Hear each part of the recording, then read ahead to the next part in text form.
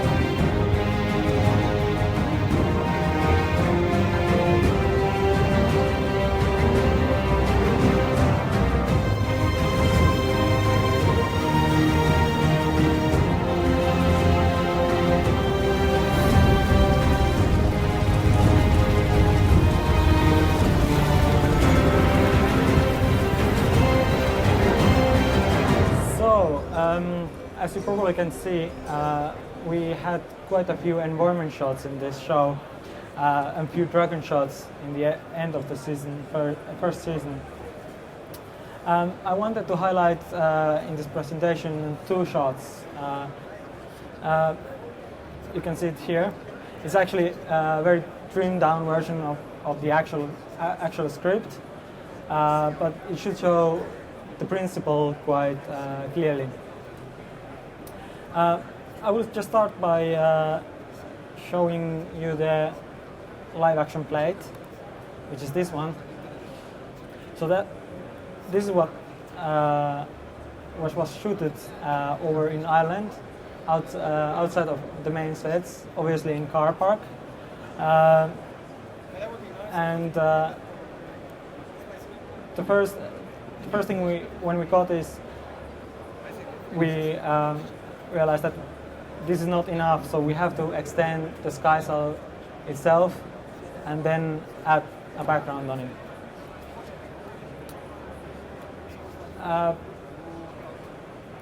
I divided the script in 4 parts, just to make it a bit clearer.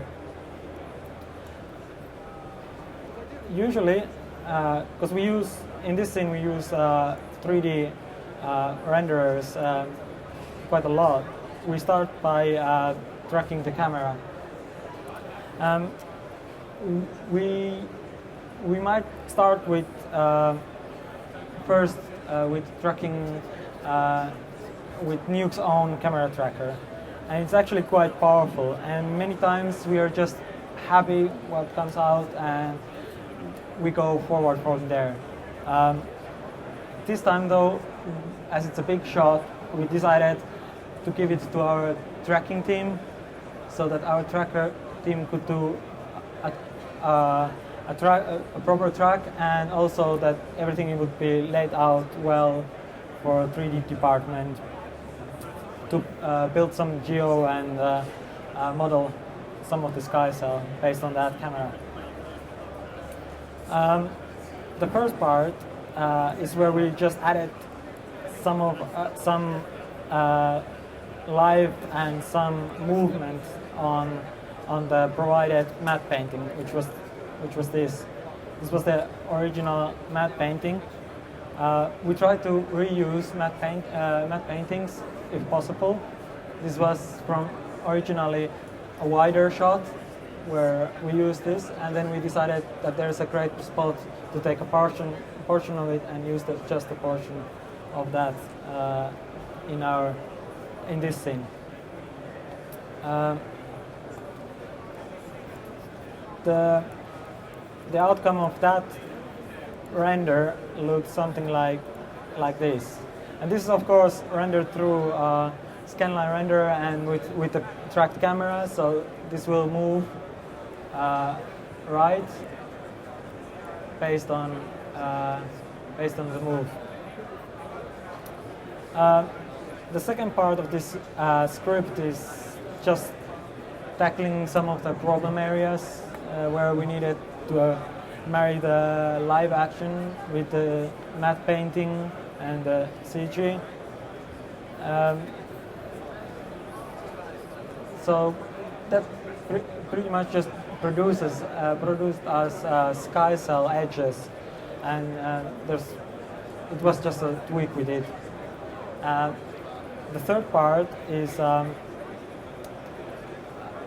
where the actual sky cell projection happens. This is the matte painting, again from our matte painters. It was quite great matte painting itself, so we didn't need to add so much to it. We added some greenery that moves and stuff like that, but it was quite good straight on. That we then projected on that geo, which we got from 3D. So this is, if we jump to the 3D view, this is the sky cell. That's the matte painting projected on the geo, and this is the sky cell.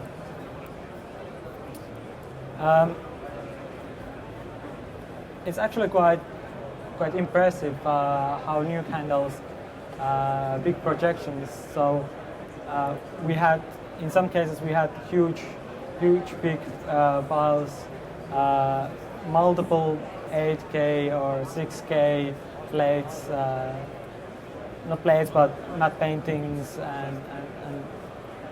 and layers, and it really never choked up, so that's quite nice. The fourth part of this comp is where the traditional comping happens, so we combine all of these passes together.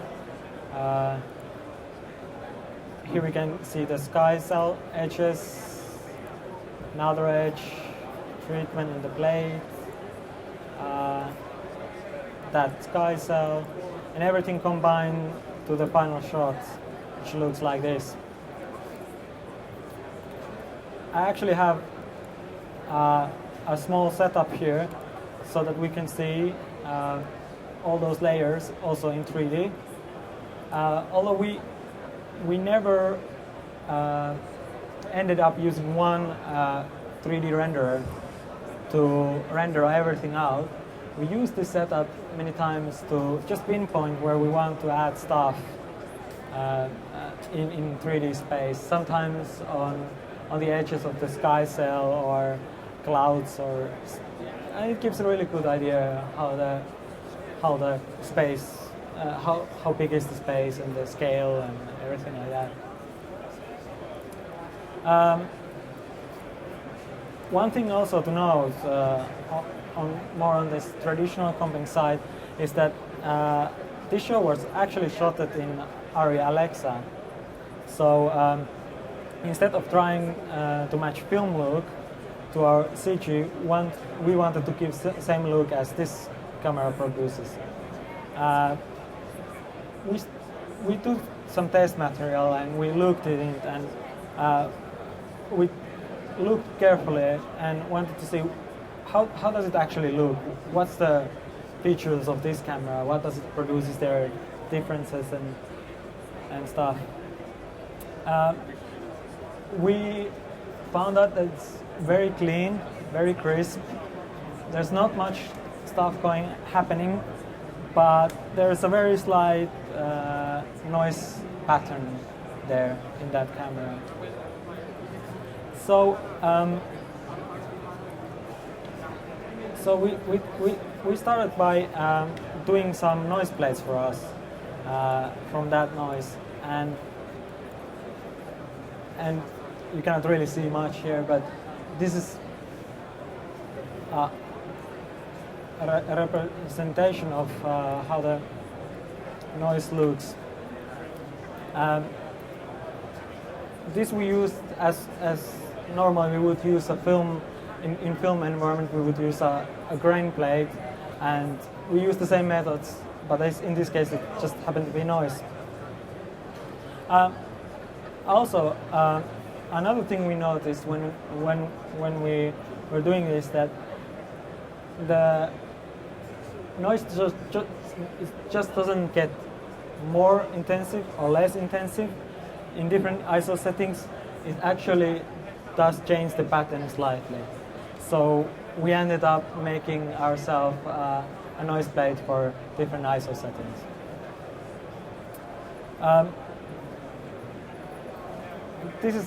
This was a very quick overview on our 2.5D approach. This is used throughout the show, and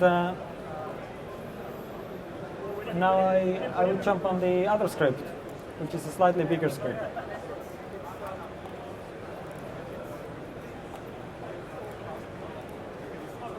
So it's this one. Again, this is a trimmed down version of the actual script, as much as possible. And the first thing I will show is the plate. That's the plate with some markers on Dinner's shoulder. And the first thing we did when we approached this was some quick prep, remove those markers.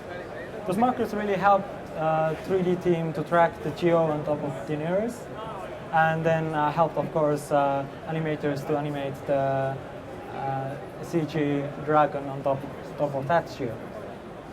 Also, it gave us a place to project the shadows on, so we could get them. We wanted to sell the idea that there's actually some weight on top of her shoulder. So what we did, we approached it in a kind of a simple way by doing 2D distortions and using some of the 3D passes we had and IDs and shadow passes. We ended up distorting the shoulder slightly. This is not very obvious change, but it really sells the idea when this presses down while the feet meets the skin. It sells the idea that there's some weight on top of it. So after that, there was some shadows. That was very straightforward. And then the whole left side of this comp is dedicated for dragon. So here are all the passes we got from 3D. There's nothing new for people that have seen 3D passes before. There's your normal colors, ID passes, different kind of ID passes, environments, occlusion passes, and stuff like that. Here we can see all those layers put together. So that's a raw comp of the dragon. This area is just for the eyes over here, and it just added some life, some realism to the eye itself. So that's the eye. That's the change in the eye, just to make it more real. And that's how the final shot looked when everything was put together.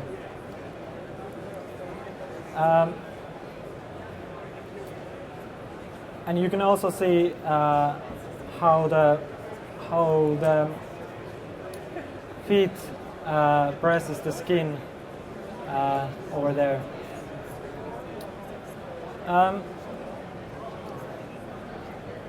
We've been a NUKE house from very beginning, so most of the tools are built NUKE in mind, around NUKE, and work with NUKE, and it's a really essential part of our pipeline. And yeah, we couldn't do it without it, to be honest. It's also very great in its flexibility, so it's so easily customizable and it's so easy to make gizmos and tools that our compers can do a tool that they need very quickly. And this ended up that we had then a lot of tools, small tools for small tasks that we could share between the compers, and some of them ended up being so useful that R&D took them over and just built on top of that idea and made it a bit refined.